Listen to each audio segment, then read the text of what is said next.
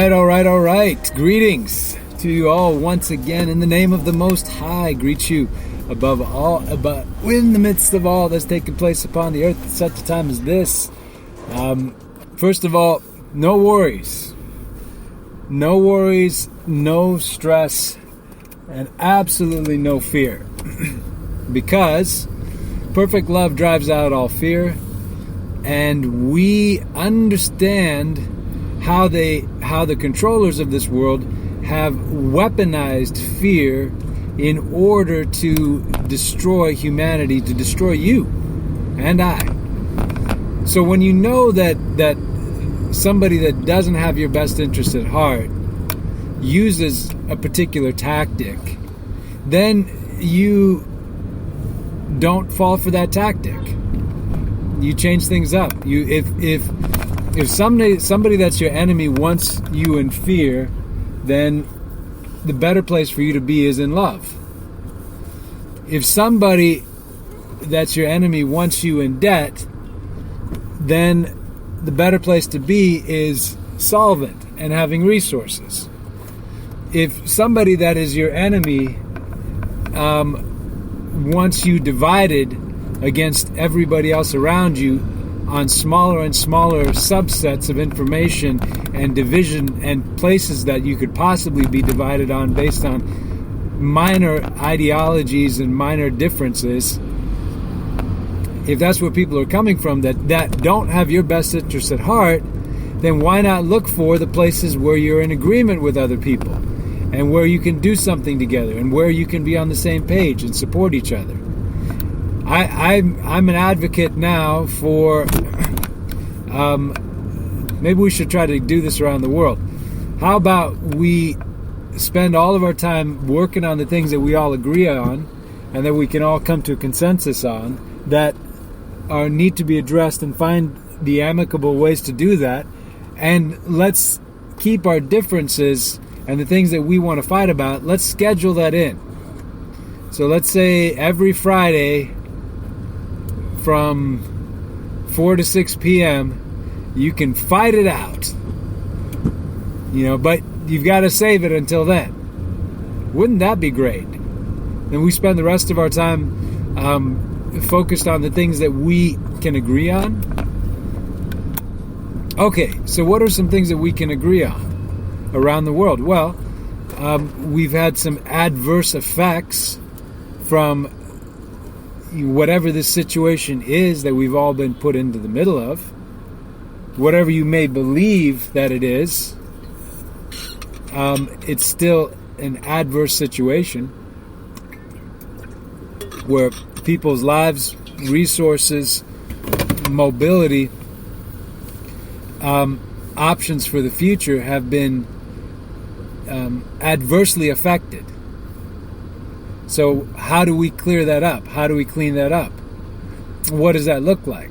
Who makes those decisions?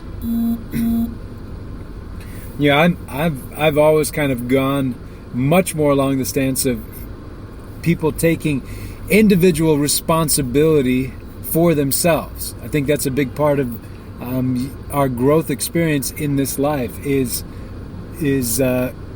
growing up. A child needs somebody to do everything for them.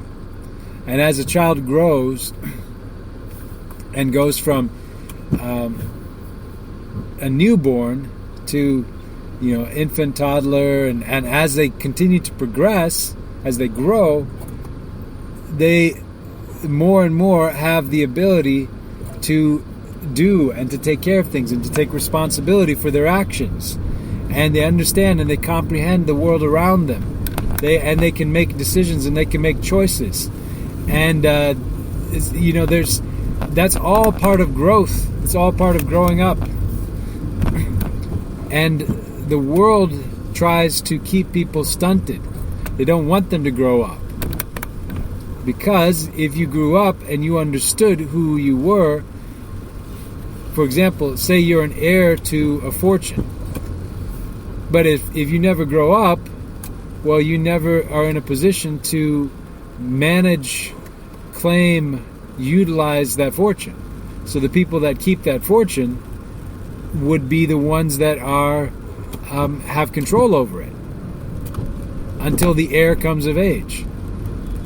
What happens if that never happens? So they've been trying to keep humanity away from who they are throughout. Your entire lifetime, they've tried to keep you away from who you are. Think about the kind of influences that have been bludgeoned upon you for your young life, your adult life. All of the distractions, all of the things that mean nothing, that are a waste of your attention.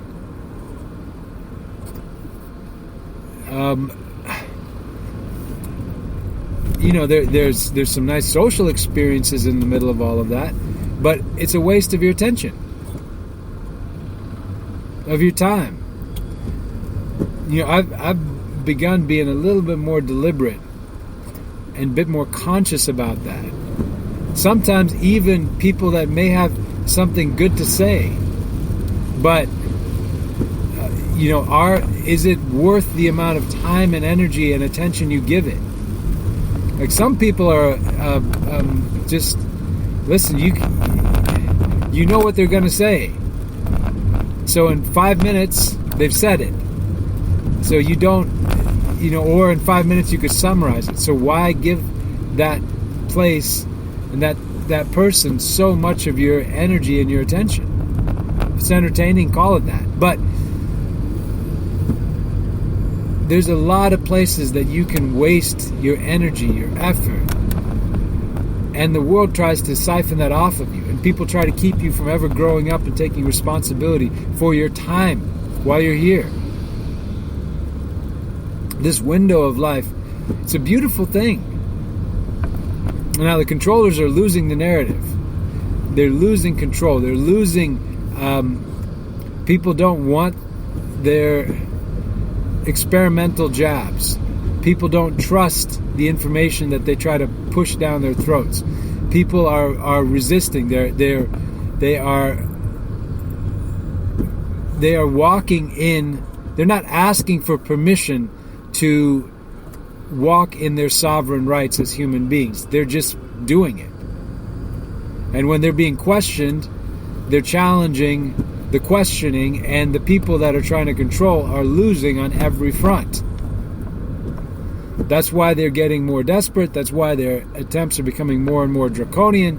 That's why they don't have a debate or a conversation or a logical exchange, but they just silence you, censor you, block you. There's a reason for that.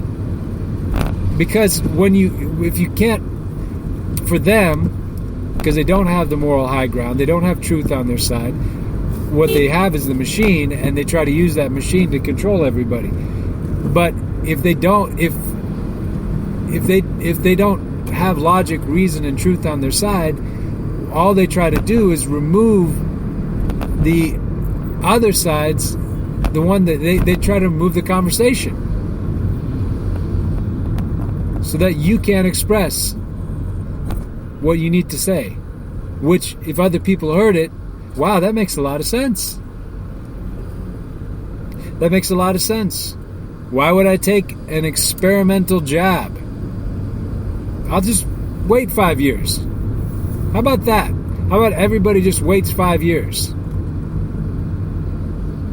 and doesn't put anything toxic in their body? No, we've think for yourselves, make decisions for yourselves, take responsibility for yourselves. You've already been, Jesus came to show us how to live. Jesus came and taught us who we were, reminded us who we were. You already were that. He just reminded you of who you were.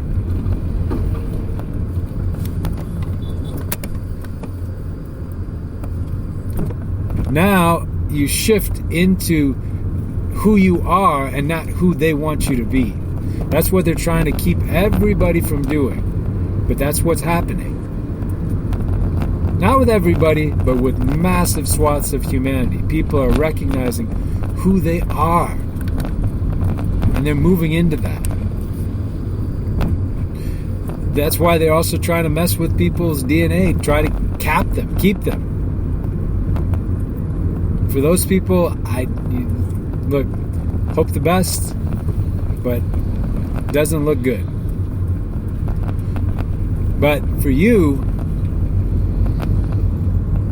the truth seeker, the one walking in that which is real, persist in that which is real.